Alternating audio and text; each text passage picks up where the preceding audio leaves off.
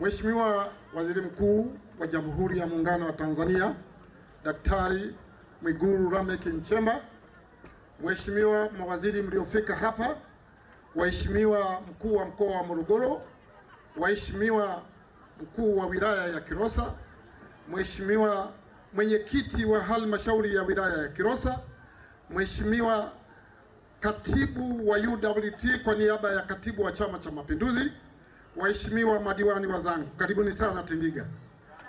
Mheshimiwa Waziri Mkuu, mimi ndio diwani wa kata hii ambaye ndio nilipata haya matatizo.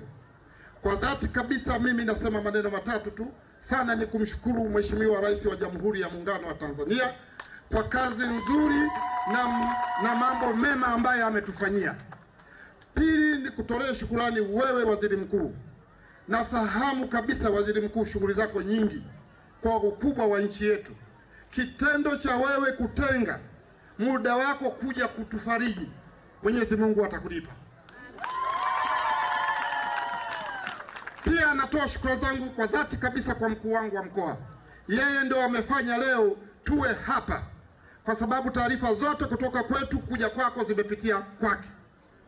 Lakini la mwisho kabisa nimshukuru ndugu yangu Shaka ambaye ni ni mkuu wa wilaya. Mheshimiwa Waziri Mkuu Shaka tumekuwa naye kutoka juzi. Amekuwa na kwenda Kilosa na kurudi kama vile bodaboda. Hiki kitu kimetupa faraja kubwa sana kuonyesha serikali ya wilaya ipo pamoja na sisi. Tunamshukuru sana. Mungu atamuongoza.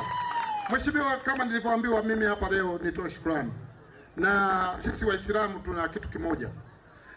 Kama kwenye sherehe ya ndoa, basi tunatakiwa tutoe dua la ndoa. Itakuwa mtu ajabu sana kwenye sherehe za ndoa wewe ukatoe dua la msiba. Itakuwa haipendezi kwa kweli. Kwa maana hiyo nataka niwaambie wananchi, tupo kwenye maafa. Tuzungumzie maafa.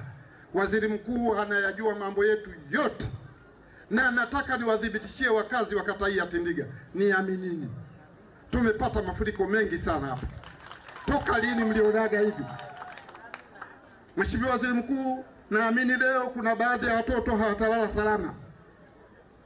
Hatujaziwahi kuziona helikopta mbili. Huo ndio kweli? Huo ndio kweli? Kwa nini tufiche fiche? Helikopta mbili Tindiga lini zilikuja? Mafuriko ndio haya. Kwa nini msiniamini? Lakini kuna mtu kashanipa hesabu ya gari, kuna gari 108 zilifikaga. Niaminini. Unyenyekevu waheshimiwa unalipa. Ukiwa mnyenyekevu utakwenda ofisi yote utasikizwa. Asante. Mheshimiwa Waziri Mkuu, kwa heshima na taadhima